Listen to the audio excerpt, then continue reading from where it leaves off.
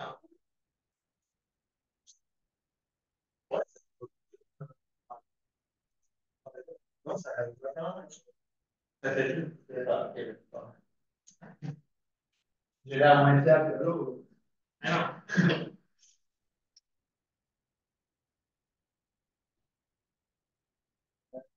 Oui, oui. C'est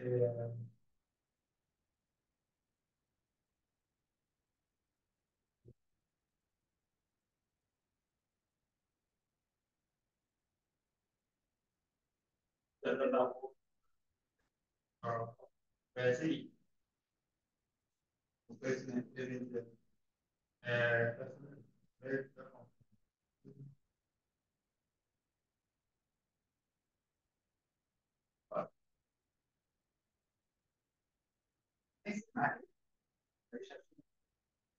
Ouais. C'est ça, quand j'étais là, j'étais sûr en Saint-Laurent pour avoir des produits de même. Ah, c'est ouais.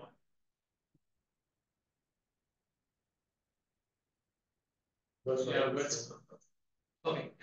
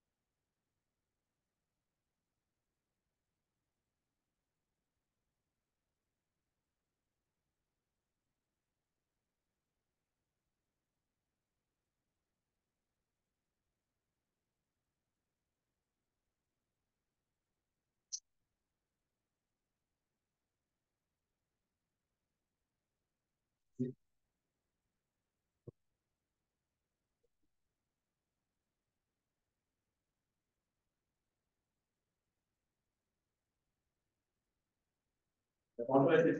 Alors, la durée de la présentation doit se situer entre 13 et 15 minutes. Un point sera dédié par tranche de 30 secondes manquantes supplémentaires. Tous les membres de l'équipe doivent parler pendant la présentation. Si cela n'est pas respecté, une pénalité de 5 points sera retranchée à la note. Tout au long de la présentation, je vais présenter des cartons dans les airs afin de montrer les temps restants. Présentant un carton alors qu'il restera 10 minutes, 5 minutes, 1 minute, puis un dernier pour les 30 secondes. Les dernières secondes, je vais les faire avec mes mains. La présentation sera suivie dans une période de questions. Les juges d'une durée maximale de 5 minutes. Vous êtes évalué dès le début jusqu'au dernier moment passé avec les juges dans la salle de présentation. Alors, je laisse maintenant les juges se présenter. Ensuite, vous pouvez commencer quand vous allez le faire. Donc, bonjour, moi c'est Félix Morin, je suis avocat au PRDL en certification. Je suis actuellement à la fin de mon bac. Mon nom c'est Philippe Charest, je suis analyste chez EIN. Je suis à la fin de mon bac aussi en technologie d'information. Bonjour, Frédéric Lafontaine, je suis directeur principal en certification chez Groupe RDL à Drummondville. Je vais faire un test de cliqueur, puis la première personne va prendre la parole. Salut un peu.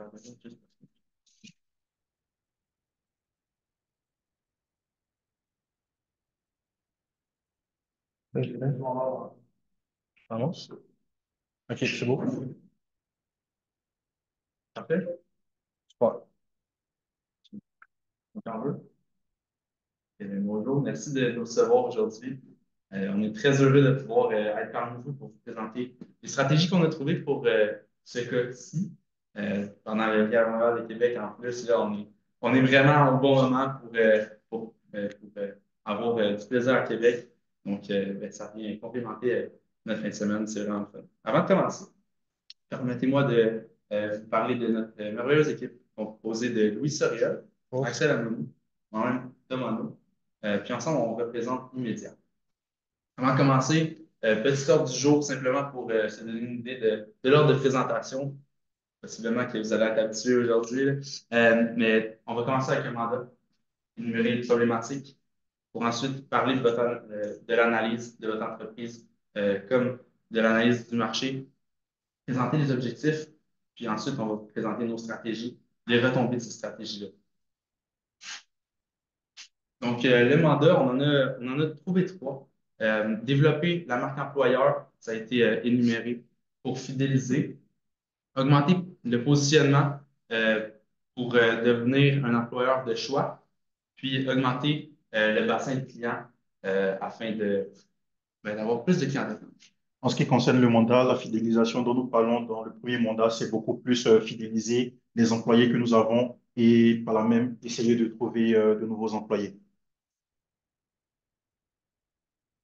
En ce qui concerne la problématique, nous en avons vu de nombreuses, bien évidemment trois.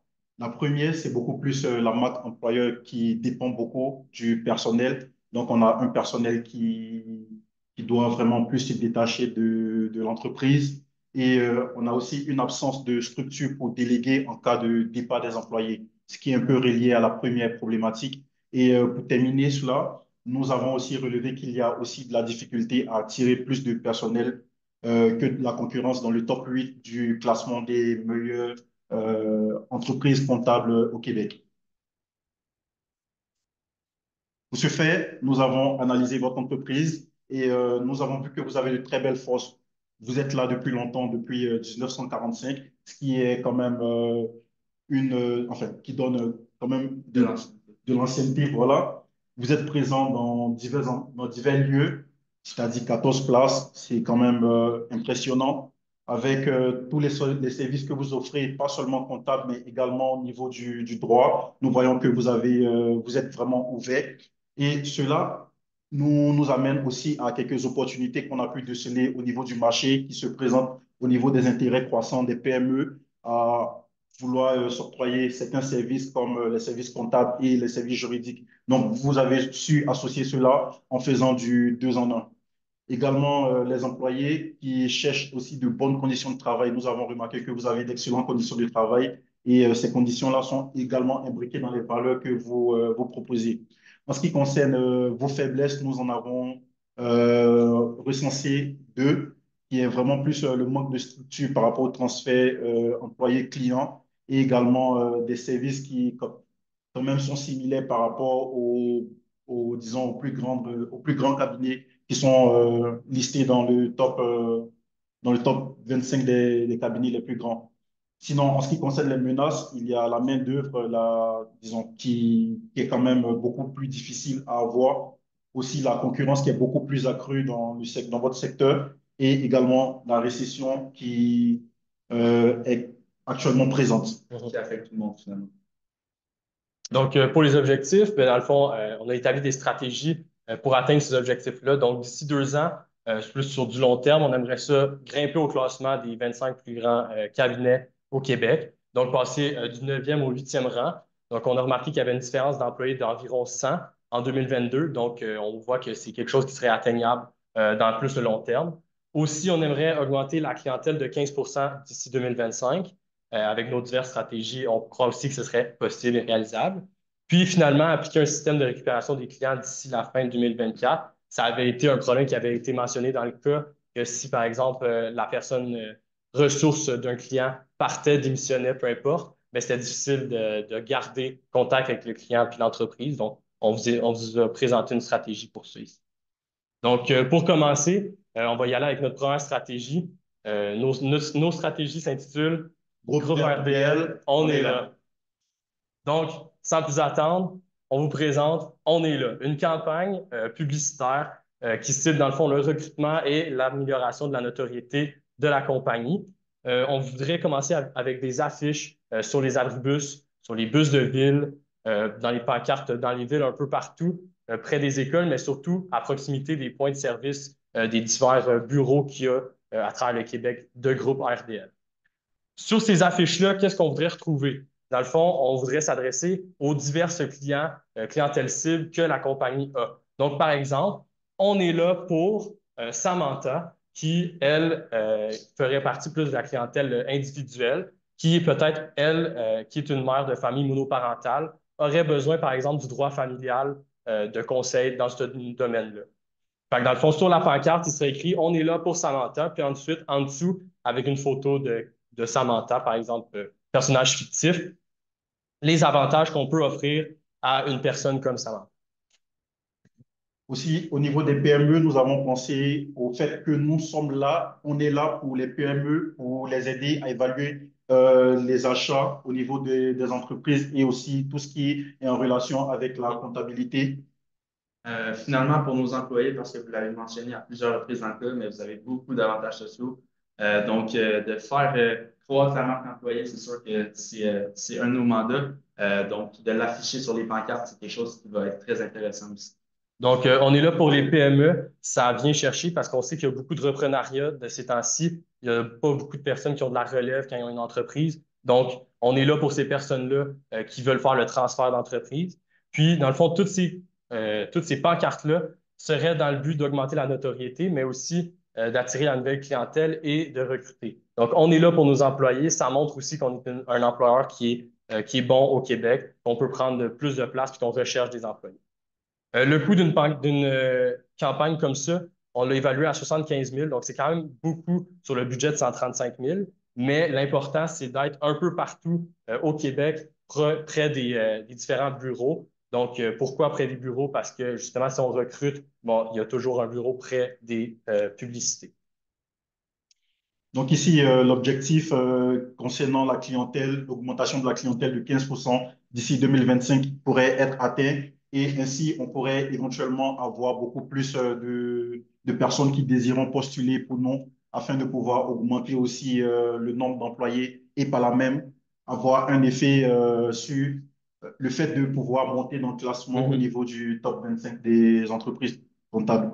Fait que dans le, fait que dans le fond, c'est ça, ça ferait une pierre deux coups, ça permettrait de pousser sur la clientèle, la notoriété, puis le recrutement. Donc, je vous rappelle, cette stratégie-là, c'est on est là pour différentes personnes. Puis dans cette même lignée, dans le fond, on vous présente la deuxième stratégie, tout simplement, on est là à Sherbrooke. Donc, on est là à Sherbrooke. Pourquoi à Sherbrooke? Parce que à Sherbrooke, on a pensé qu'il y avait beaucoup d'opportunités immobilières. Et Sherbrooke, c'est une ville estudiantine. Donc, on a déjà une école pour jeunes adultes, pardon. On a une université et également un cégep. Donc, en s'implantant là-bas, on aura la facilité pour recruter et ainsi favoriser la relève donc, on aura la possibilité de pouvoir avoir de la clientèle également au niveau des services par rapport aux droits immobiliers. Donc, cette stratégie-là nous permettra de pouvoir joindre, oui, on va aller à la diapositive suivante, de pouvoir joindre deux objectifs que nous avons cités au préalable.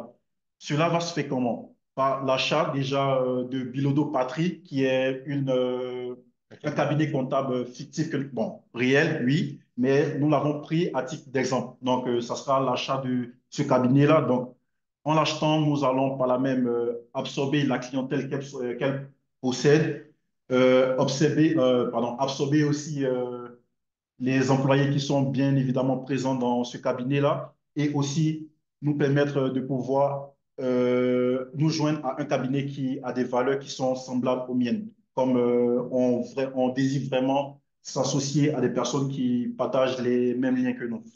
Dans le fond, les valeurs que l'entreprise a, dans le fond. Exact. Faciliter l'intégration aussi lors de l'achat d'une entreprise pour avoir une grande famille qui a les mêmes valeurs. Fait qu'en fait, je retourne à la diapositive précédente. On a parlé de droit immobilier parce que Sherbrooke, on l'a mentionné, c'est une ville étudiante. Il y a beaucoup de locations à Sherbrooke à court terme. Donc, il y a souvent des bails, des baux, dans le fond, qui sont à refaire. Donc, au niveau pour les propriétaires, pour des conseils en droit immobilier, dans le fond, ce serait l'emplacement idéal. D'autant plus que dans ce coin-là, le plus près qu'on a comme bureau ou comme cabinet, c'est À 10 minutes de route, c'est de l'Université de Thetford. Sherbrooke. C'est Thetford. Puis là, on aurait Un deuxième bureau beaucoup plus proche de Thetford, mais qui nous permettra aussi de pouvoir nous expandre un peu plus vers l'est. En complément à ça, je dirais que on est vraiment plus proche de l'Université de Sherbrooke, du Cégep, mais on peut aussi aller viser le coin anglophone, tout ce qui est Lennoxville, Bishop University. Ça devient une clientèle autre, donc un nouveau marché plus anglophone. mais de cette façon-là, on vient vraiment englober toute l'Estrie. Donc, pour les retombées, augmenter la notoriété, c'est sûr que d'avoir de la visibilité aux côtés des étudiants, ça devient un plus pour vous. Augmenter l'augmentation d'employés par le fait même que les étudiants vont possiblement être à la recherche d'emploi.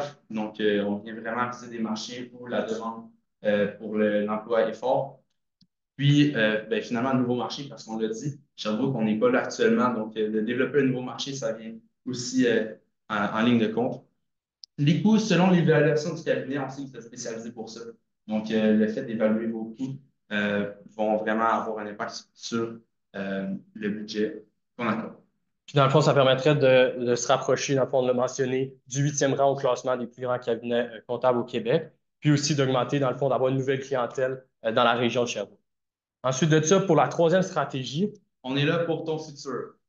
Dans le fond, on vient vraiment cibler les étudiants dans ce cas-ci, donc avoir une présence dans les écoles.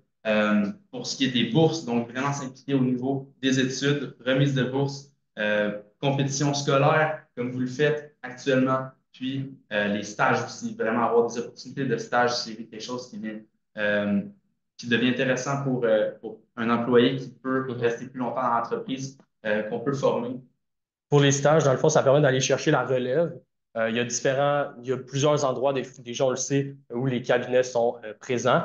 Puis, dans le fond, près de ces cabinets-là, il y a probablement des écoles, que ce soit universitaires ou collégiales, qui, eux, ont la plupart du temps des programmes reliés à la comptabilité ou au droit, par exemple, qui sont vos domaines. Donc, d'aller directement voir ces écoles-là pour proposer directement le stage, être comme référence dans les cours où justement on a besoin d'un stage, ça permettrait d'avoir beaucoup plus de relève d'étudiants. Puis ensuite de ça, ben, eux, c'est simple, ils voient tous les avantages que vous offrez. Puis une fois qu'ils sont dans l'environnement de travail agréable, ben, ensuite de ça, pourquoi pas y rester. Et aussi, en ce qui concerne la bourse, nous savons que les études, c'est pas si facile aussi pour les étudiants. Donc, cela permettra de pouvoir aider et par là même montrer que nous sommes là, que nous sommes présents, que nous avons des actions concrètes pour assurer la relève et permettre aussi à ces futurs étudiants-là de pouvoir avoir un œil sur RDL Group. Donc, dans le fond, pour le personnel retombé, on vise deux types de personas, soit un étudiant en comptabilité, en Samuel. Donc, offrir un stage en comptabilité pour quelqu'un qui va rester plus longtemps dans votre entreprise. Puis, Ariane, étudiante en droit, parce qu'on l'a dit, mais vous avez aussi l'expertise pour tout ce qui est droit. Donc, allez chercher des étudiants dans différents domaines qui sont les vôtres pour vraiment croître une entreprise qui est encore plus compétente, puis accueillir des gens qui vont être là pour y rester. Au niveau du coût, on avait pensé à 50 bourses de 100 à travers le Québec. Ça donnait un budget de 5 000 dans le fond, qui serait en dons ce serait des dons à travers le Québec pour encourager les étudiants dans le domaine. La prochaine stratégie, ben, c'est la problématique dont on avait parlé plus tôt. C'est dans le cas où, par exemple, la personne ressource d'un client démissionne ou quitte l'entreprise. Dans le fond, on veut garder contact avec le client pour pas qu'il se sente perdu ou qu'il perde contact avec l'entreprise le temps de trouver un nouveau consultant. Donc, on a ici, par exemple, l'organigramme typique, c'est ça exactement. Dans le fond, ce serait d'implanter un représentant par région qui serait toujours en contact avec le client. Le consultant, lui, fait affaire avec le client, mais dans le cas où le consultant quitte, eh bien, le représentant de région reste en contact jusqu'à ce qu'on retrouve un autre consultant. Dans le fond, une fois par mois, le représentant de région prendrait contact avec le client pour rester en contact tout le temps avec lui. Donc, merci beaucoup de nous avoir écoutés. Voilà, on va commencer la période de questions de 5 minutes. Je suis enseignant. Et tu me réponds pourquoi c'est 50 bourses de 100 parce que c'est 5 bourses de 1000 pour faire plus attrayant pour avoir. Ça peut être modelé. C'est sûr qu'on avait prévu un budget de 5 000. Nous, le but, c'était d'avoir le plus de visibilité. Plus on donne de bourses, plus on atteint d'étudiants. Dans le fond, on avait pensé que vu qu'il y a plusieurs écoles, plusieurs cabinets à travers le Québec, ben, des plus petites bourses, ça pouvait aller dans plusieurs écoles, dans le fond. C'était dans le but d'être dans plusieurs écoles. Mais c'est sûr que, advenant le cas où on met un budget plus gros aux bourses, mais c'est sûr que d'augmenter le montant des bourses, je pense que c'est plus intéressant que d'augmenter le nombre de bourses à ce niveau-là. C'est sûr que si vous augmentez le nombre de bourses, c'est possiblement plus pour un poste fixe qui est précis dans l'entreprise. Dans le cas où nous, on avait comme objectif d'aller chercher un plus grand nombre d'employés, nous, on s'est dit que plusieurs petites bourses, on allait chercher plus de gens dans l'optique vraiment de choisir, ben, de faire croître notre objectif et notre nombre de gens à l'interne. Et encore pour répondre à cela, nous nous sommes dit que le fait de pouvoir grossir cette bourse-là, mais en petit nombre, serait un élément à prévoir, disons, pour un futur proche éventuellement, dépendamment des résultats que nous aurons avec les petites bourses qui sont nombreuses. Moi, j'ai une question, là. Ouais. Toute votre stratégie dépend d'aller s'établir à Sherbrooke. Vous êtes gros sur le fait de l'université et le autour des écoles. Mais là, maintenant, on part de zéro. Si on compte que tous les autres bureaux ont déjà un maximum de capacité d'employés qui peuvent pas envoyer d'autres employés à Sherbrooke, toute notre stratégie dépend de sortir des étudiants. Il va manquer de professionnels pour faire rouler le bureau complet. Avez-vous une stratégie pour ça? Mais je parle de professionnels. Il y a déjà du monde dans le pas des étudiants. Avez-vous une stratégie pour ça? Parce que le budget prend comme une grosse partie pour les étudiants, et pas maintenant un budget pour allouer pour engager d'autres personnes. Mais dans le fond, on pensait engager dans la relève, mais je comprends le cas où les former. Pour ce qui était mettons, je peux retourner au pancartes, c'était pas juste à Sherbrooke, c'était condensé plus large que ça, c'était partout autour des bureaux. Donc, on va chercher là des professionnels qui, eux, peuvent se joindre à l'équipe, puis ensuite de ça, former, par exemple, prendre des stagiaires dans ce cas-là. Fait que, tu sais, cette stratégie-là ne s'adresse pas juste à Sherbrooke, mais à partout au Québec. C'est pour ça que le budget est plus élevé.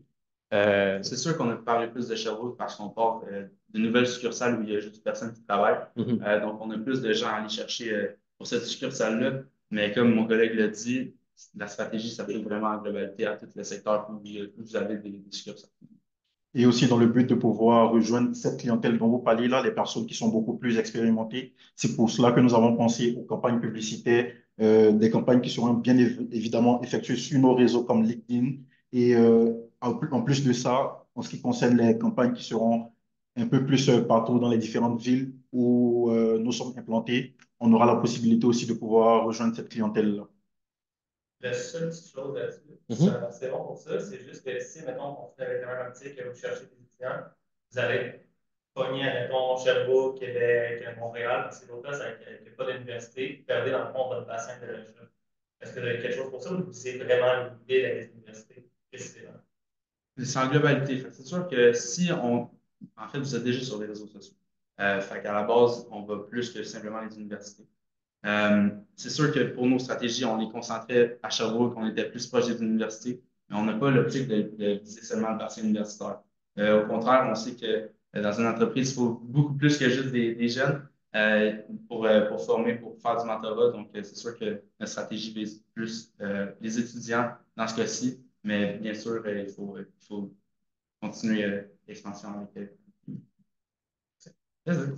Dans votre débat poème, vous avez parlé de la réception comme une menace que vous traitez dans vos. En quoi ça m'impacte que vous traitez dans vos stratégies?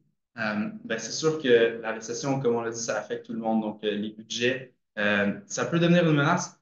En même temps, ça peut aussi être une opportunité pour vous d'avoir des clients pour tout ce qui est volet immobilier.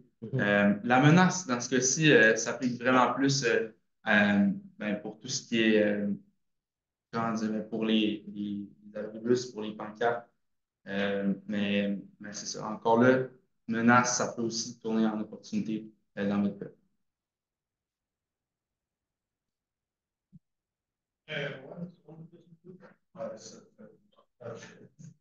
Merci beaucoup. Merci. Merci à vous aussi.